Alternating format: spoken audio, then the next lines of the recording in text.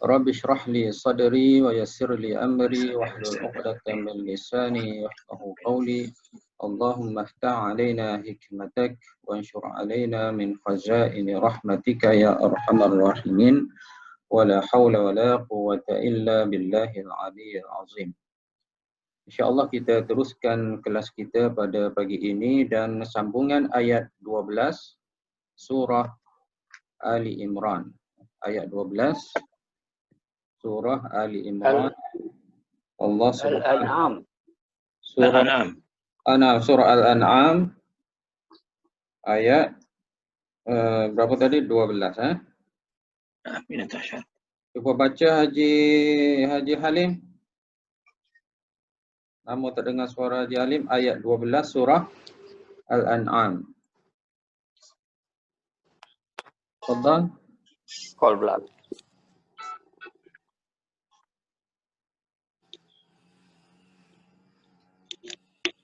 Hello. Okey, Haji Halim. Saya call kejap lagi sebab ada ni. Walahu yang Ustaz yang ayat mana? Walahu masakana. Ayat 12 surah Al-An'am. Kulli ma. Okey. Tulis saya buat saya tahu Al-Quran ini. Oh ya. Kulli ada. Okey, kita Kulli liman okey. Apa le? A'udzubillahi minasyaitonir rajim. Allah hilang Ustaz. Okey, kita minta Haji Kasbi lah Haji Halim eh. Kita minta Haji Kasbi. Sila Haji. Bismillahirrahmanirrahim. A'udzubillahi minasyaitonir rajim. A'udzubillahi minasyaitonir rajim. Qul liman ma fis samawati wal ardh. Qul lillah kataba ala nafsihi rahmah. La yajma'annakum ila yaumil qiyamah. La raiba fihi. Alladzina khasiru anfusahum fahum la yu'minun. Okey. Sadaqallahul azim. Sadaqallahul azim. Kita dah sampai, kita masih lagi 3 kelas kita sebelum kelas yang ketiga pada hari ini online, masih lagi ayat 12 surah Al-An'am, di mana Allah Subhanahu wa taala berfirman, "Qul liman", katakanlah wahai Muhammad, liman ma fis samawati wal ard, bagi siapakah sesuatu yang ada di langit-langit dan bumi. Qul lillah, jawablah wahai Muhammad, lillah, iaitu milik Allah Subhanahu wa taala. Kataba ala nafsihi rahmah, dia Allah taala telah tulis atas dirinya, telah tetapkan atas dirinya ar-rahmah, iaitu rahmah ke-19. La yajma'annakum, dan la yajma'annakum, pasti dia, iaitu Allah Subhanahu wa taala, akan mengumpulkan kamu ila yaumil qiyamah, pada hari kiamat, la raiba fihi, tidak ada keraguan padanya. Alladzina khasiru anfusahum, dan alladzina khasiru anfusahum, mereka yang telah rugi diri-diri mereka, fahum la yu'minun, maka adalah mereka orang yang tidak beriman kepada Allah dan juga kepada Nabi Muhammad sallallahu alaihi wasallam. Itu ayat kita lebih kurang Jadi kita dah sampai ke ayat la yajma'annakum ila yaumil qiyamah la raiba fihi. La yajma'annakum ila yaumil qiyamah la raiba fihi. Berkata muallif, iaitu Syekh Dr. Muhammad Thayyib Al-Ibrahimi, lam itu adalah waqi'atun fi jawab qasam muqaddar. Fi jawab qasam muqaddar ay wallahi. Maknanya la yajma'annakum itu adalah lam, dan dia adalah berada selepas dia berada selepas sumpah wallahi. Dia berada selepas wallahi, tetapi di dalam ayat Quran tidak disebut. Di dalam ayat Quran tidak disebut, tetapi sebenarnya dia ada sebelumnya, wallahi la yajma'annakum. Itu kalau kita nak susun ayatnya, wallahi la yajma'annakum. Dan demi Allah, pasti dia akan mengumpulkan kamu. Itu dia susunan ayatnya. Nanti saya tunjukkan, saya tulis nanti ya. Okey, maknanya ayat ini ya.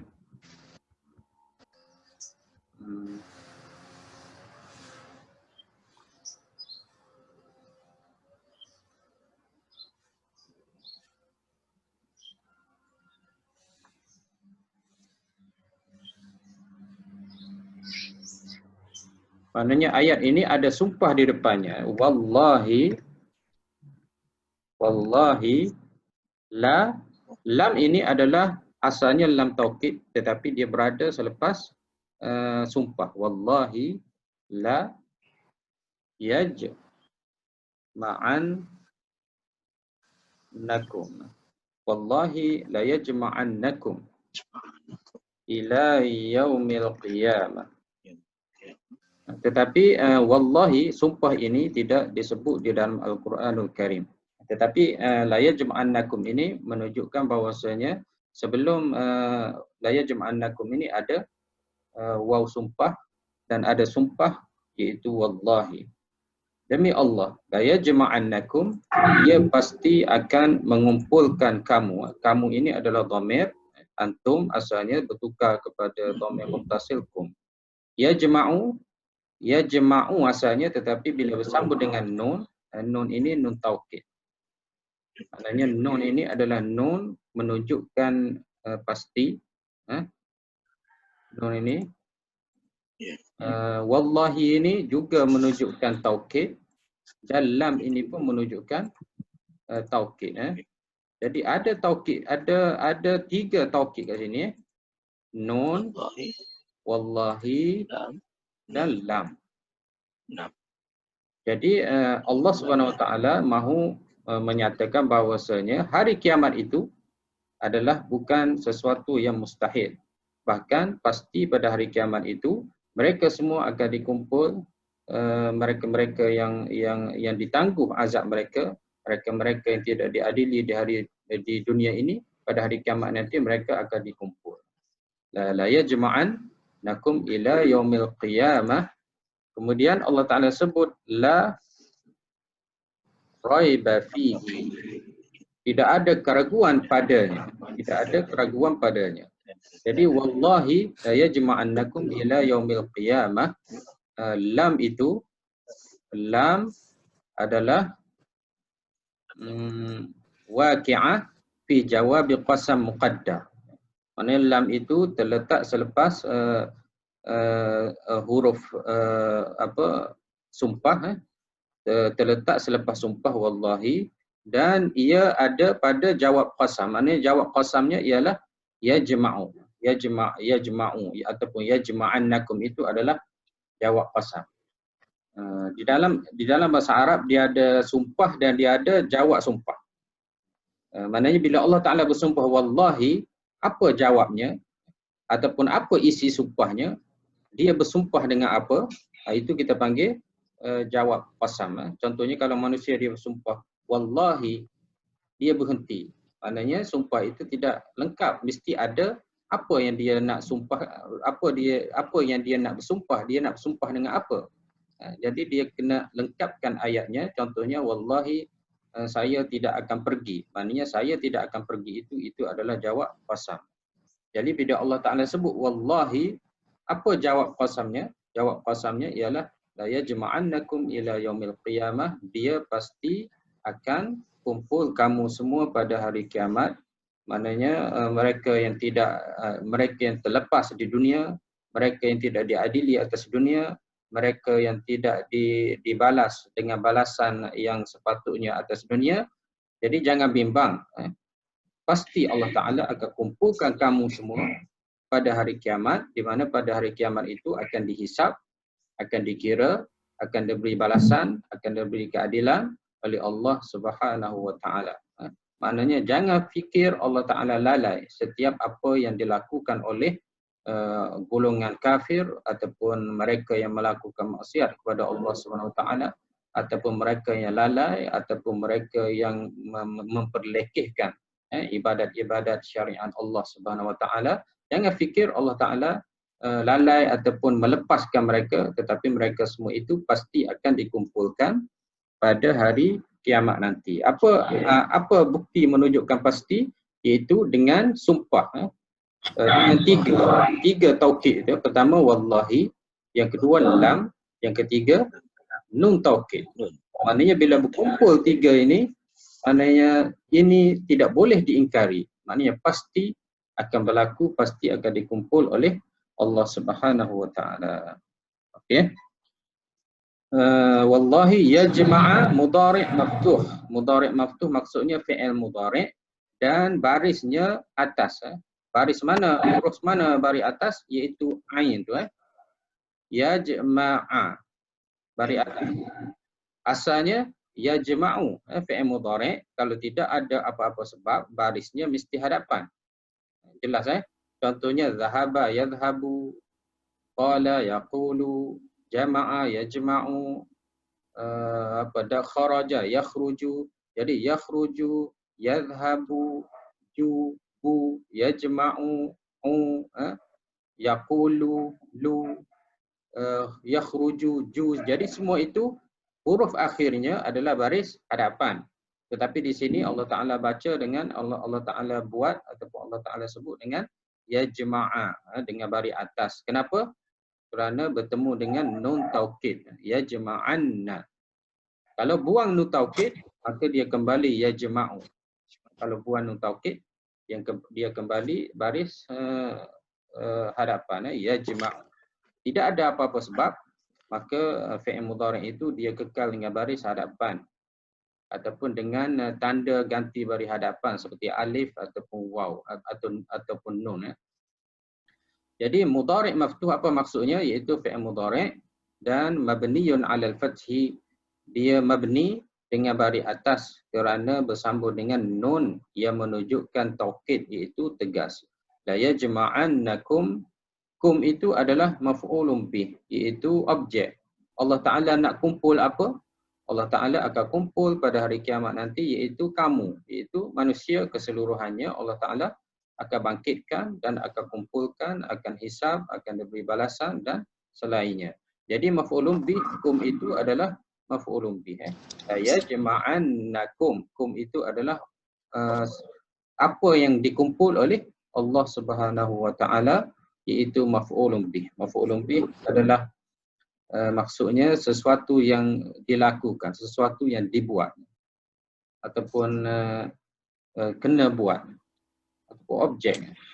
Saya lihat pokok, jadi pokok itu benda yang kena lihat ataupun dilihat. Okey, wal fa'il huwa.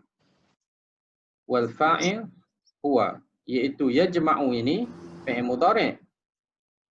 Setiap fi'il ada fa'il. Jadi fa'ilnya adalah di dalam yajma'u itu ada ganti nama huwa. Nampak ke tak ni? Boleh Nampak. Okey Saya cuba. Ustaz. Ya, sila ya. Ya. Yang kum ni dia ni pada manusia, jin, semua atau siapa ya? Dikumpulkan semua. Jin, manusia, dan juga haiwan seperti pada mahsyar. Tapi semua mereka haiwan itu akan jadi dihancurkan jadi tanah. Jadi tanah semuanya. Jawab qasam tadi Ustaz, dia lam tu saja ataupun ayat tu? Ayat semua tu. Semua ayat dia. Cuma lam itu berada di antara qasam dengan jawab qasam. Sebab itu disebut waqi'ah li jawabil qasam. Jadi maksud waqi'ah tu apa Ustaz? Dia berada. Oh, berada. Dia berada bagi jawab qasam. Tapi sebenarnya lam itu asalnya bermakna taukid. Jadi kalau sumpah letak lam menunjukkan lagi ketegasan ataupun taukid. Jadi yajma'u fi'il mudhari'. Tidak begitu kan? Jadi ain itu baris hadapan. Tetapi di dalam ayat dia baris atas kerana bersambung dengan nun taukid. Jadi dia baca yajma'anna.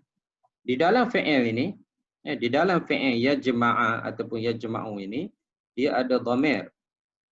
Dia ada dhamir ataupun dia ada fa'il. Fa'ilnya ialah huwa. Wah. Huwa. Bagaimana kita nak tahu huwa? Kita lihat bentuk fi'il mudhari'. Kita lihat bentuk dia.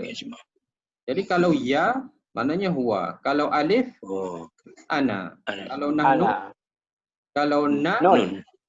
nahnu. Kalau saya buat macam ni, ma'u. Maknanya di dalam tu ada ana. Ana. Kalau saya sebut ma'u, di dalam tu ada fa'il, Nahnu. pelakunya nahnu.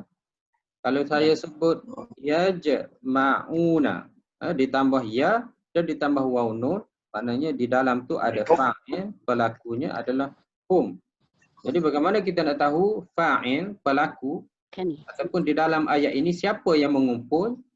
Jadi kita lihat bentuk kata itu, mana ya ditambah di depan dan tidak ada apa-apa penambahan di belakang. Maksudnya huwa, dia. Dan dia itu kembali kepada Allah Subhanahu wa taala. La yajma'annakum, siapa yang kumpul iaitu dia. Dia itu kembali kepada Allah. Allah yang akan mengumpulkan mereka pada hari kiamat nanti. Nun ada sabdu tu macam mana Ustaz? Ya. Yajma'anna. Nun Nun itu dia taukid, panggil nun taukid tu ada sabdu. nun taukid thaqilah. Jadi nun taukid Takilah. dia ada nun taukid ada sabdu, dia ada nun taukid yang tidak ada sabdu. Jadi kalau nun taukid yang ada sabdu, kita panggil nun taukid ats-tsaqilah. Tsaqilah maknanya berat. Berat itu Berat. dia ada sabdu. Dia jama'anna. Okey, ada nak tanya lagi? Ada. Okey. Kemudian ila yaumil qiyamah muta'alliqani, bergantung ataupun merujuk kepada yajma'annakum. Maknanya ila yaumil qiyamah ini ke hari kiamat. Apa yang ke hari kiamat itu? Maknanya mereka itu ke hari kiamat itu merujuk kepada dia ataupun Allah Ta'ala akan mengumpulkan mereka, akan mengumpulkan kamu. Mengumpulkan kamu ke mana? Ke hari kiamat. Jadi ayat itu kena lengkaplah. Bila ila yaumil qiyamah, dia mesti muta'alliqani. Muta'alliqani maknanya merujuk ataupun kembali kepada yajma'annakum. Dikumpulkan, dia mengumpulkan, Allah Ta'ala mengumpulkan kamu ke hari, iaitu ke suatu hari yang di kiamah, ditegakkan segala keadilan, segala kebenaran, segala apa yang diberikan oleh Allah Subhanahu wa taala. Okey, Ti. Kemudian yaum itu juga adalah mudhaf, al-qiyamah mudhafun ilaih, iaitu kata sandar, disandarkan antara satu sama lain. Itu saya tak silap saya dah hurai dah minggu lepas. Mudhafun ilaih. Kata sandar menyandar, hari kiamat.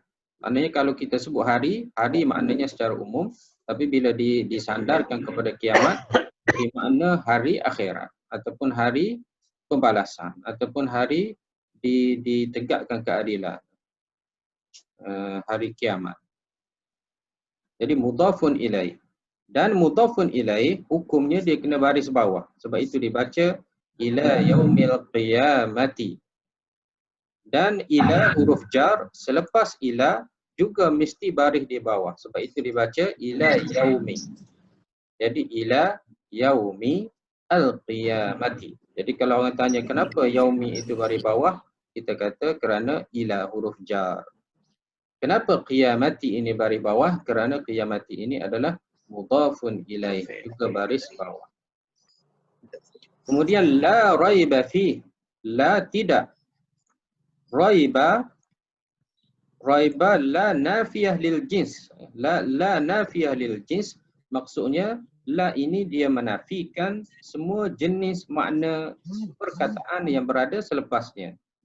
Jadi bila perkataan selepas yang berada selepasnya raiba, maksudnya ragu-ragu, maka dia menafikan semua jenis makna ragu. Semua bentuk makna ragu. Sama ada banyak, sama ada sedikit, sama ada ragu dari sudut akidah, sama ada ragu dari sudut berlakunya hari kiamat. Apa-apa saja bentuk keraguan, maka hari kiamat itu tidak ada keraguan padanya. La raiba itu kita panggil nafiyah lil jins. Apa syaratnya? Syaratnya adalah isim selepasnya adalah isim nakirah dan barisnya adalah baris atas. Itu syaratnya. Apa syaratnya? La raiba. Kalau isim ini hendaklah nakirah. Ya nakirah tidak begitu. Kalau makrifah ada alif lam. Yang kedua, hendaklah barisnya baris atas dan bukan tanwin. Raiba. La raiba. Kalau kita sebut la raibun. La ini juga nafi. Tetapi raibun itu dia tidak menafikan semua bentuk nafi. Kalau la raibun kita panggil la ya'malu amala laisa. Dia makna laisa. Kalau la atas ini kita panggil la nafiyah. Nafiyah lil jins. Nanti kita akan belajar nanti sikit-sikit kita akan belajar nanti. Jadi la dua-duanya adalah la. Dua-duanya adalah la. Saya kecilkan sikit biar nampak. Dua-duanya adalah la. Tetapi maknanya tak sama. Maknanya tak sama. La yang atas ini la raiba nakirah dan dia baris atas dia adalah la nafiyah, la menafikan semua jenis makna isim yang berada selepasnya. Maknanya la raiba tidak ada sebarang bentuk, apa-apa jenis, apa-apa makna keraguan fihi pada hari kiamat itu. Ataupun pada Allah Ta'ala kumpulkan manusia pada hari kiamat itu. Itu tidak ada apa-apa keraguan. Kalau la raibun, tidak ada keraguan tetapi dia tidak bermakna semuanya. Mungkin ada ragu-ragu. Jadi bila Allah Ta'ala sebut la raiba di dalam ayat itu, Allah Ta'ala nak bagi tahu khususnya kepada mereka yang ragu-ragu bahawasanya hari kiamat itu pasti, confirm, mesti, wajib. Allah Ta'ala akan wujudkan, adakan, berlaku dan tidak ada sebarang keraguan atas hari kiamat itu. Itu la raiba. Jadi dia kena baris atas. La raiba. Dua-dua ini dia mesti ada mubtada dan khabar. La raiba waqi'un. Dia ada tu.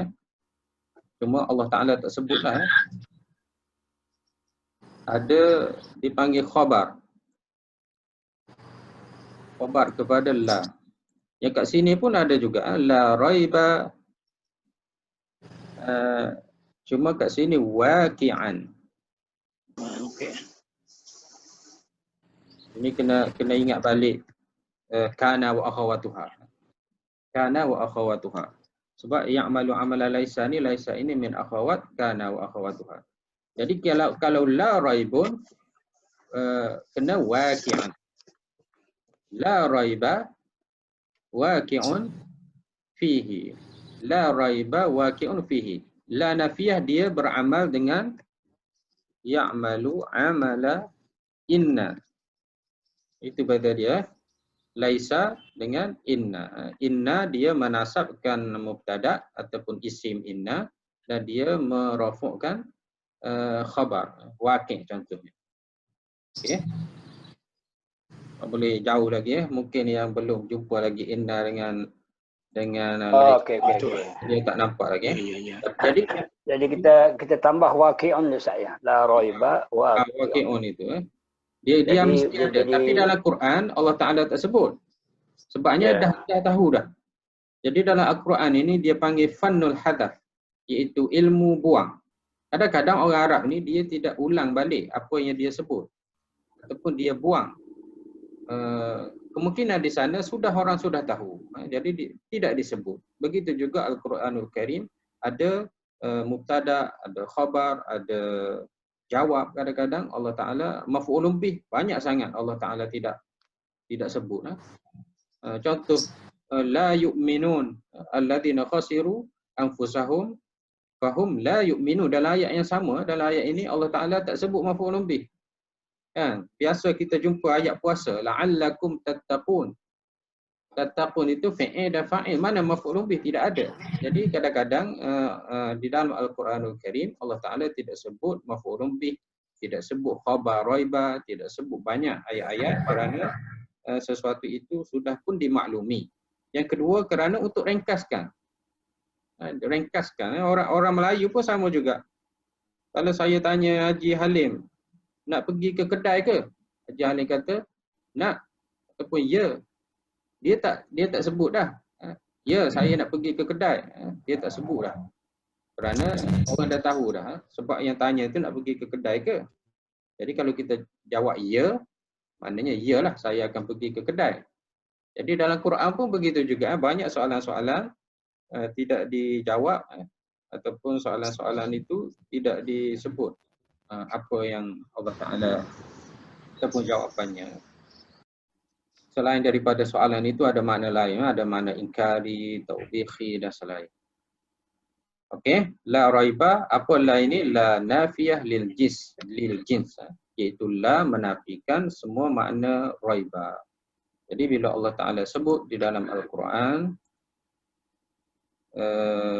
la raiba fihi, maknanya tidak ada sebarang keraguan bahawasanya kamu wahai orang-orang kafir ataupun kamu wahai mukmin yang berdosa, kamu wahai mukmin yang taat pada Allah Ta'ala, kamu semua wahai manusia, tidak ada keraguan. Kamu semua akan dikumpul pada hari kiamat itu dan sudah pasti akan ditegakkan segala keadilan pada hari kiamat tersebut. Jadi raiba la maftuh fi mahalli nasab. Raiba itu adalah isim la nafiyah. Barisnya di atas ba maftuh.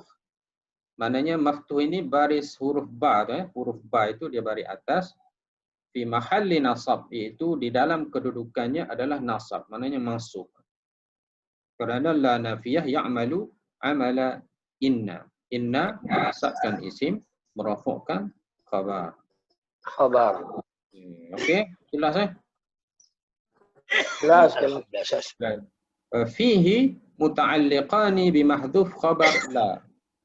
Fihi ini fi huruf jar pada hi dhamir hi.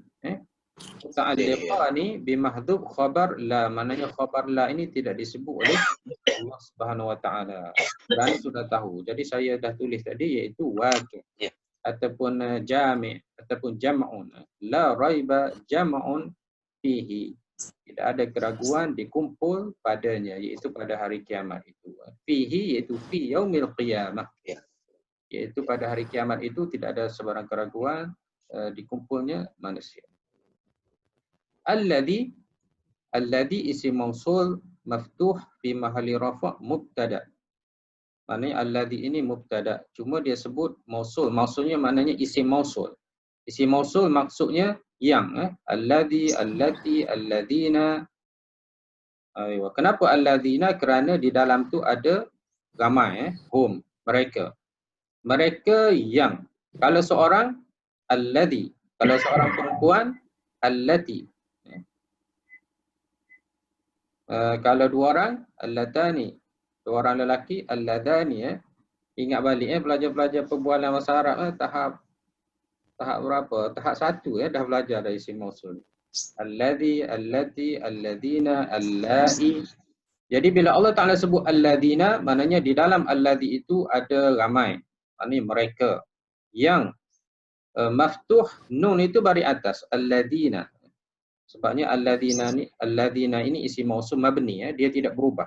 Kita akan baca alladhina. Kita tak akan baca alladhini ataupun alladhinu. Jadi alladhina itu adalah maftuh, diletak ataupun dibariskan dengan baris atas fi mahalli rafa' mubtada. Di dalam kedudukannya ialah mubtada. Mubtada hukumnya marfu'. Alladhina khasiru Madin madmum. Fi'il madin mabniyun 'ala dhammah. Maknanya khasiru. Ra itu baris hadapan. Ra itu baris hadapan. Khasiru. Khasiru. Jadi ra itu adalah baris hadapan. Kenapa baris hadapan? Kerana fi'il madin ini dia mabni. Mabni 'ala dhammah. Khasiru. Dan waw itu adalah wawul jamaah. Dan kedudukannya ialah fa'il. Waw itu menunjukkan ramai. Khasiru maknanya mereka yang rugi. Ataupun mereka yang melakukan dosa. Ataupun mereka yang tidak beriman. Ataupun mereka yang merugikan diri mereka. Anfusahum. Jadi khasiru fi'il madin madmum, iaitu ra itu baris hadapan.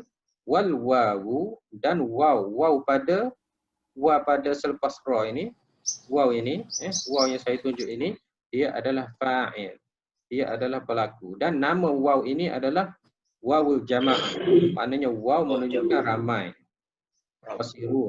Kita ada wawul jamaah, kita ada nun niswah. Nanti kita jumpa nanti nun niswah.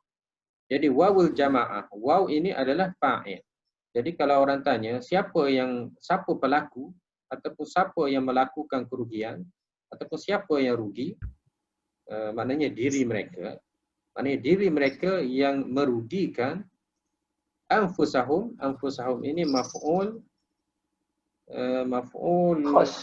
Khasiru tu fi'il madi jama' Ustaz ya. Hum. Kalau apa?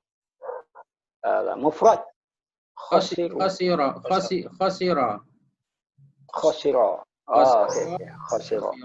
Khasiru. Anfusahum maf'ulun bihi mansub. Masuk tu maknanya baris atas pada huruf sin tu anfusa. Anfusa bukan anfusu, bukan anfusi.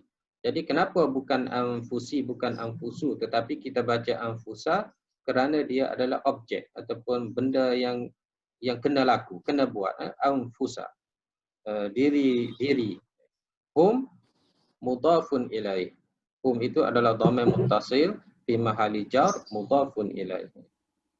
Diri mereka, bukan diri orang lain, diri mereka masing-masing, mereka telah melakukan dosa, mereka tidak beriman, mereka telah tolak ajaran Islam, mereka telah tolak akidah Islam, jadi mereka itu adalah merugikan diri mereka masing-masing. Fa zaidah. Fa ini adalah tambahan. Kalau tak letak pun tak apa. Itu maksudnya.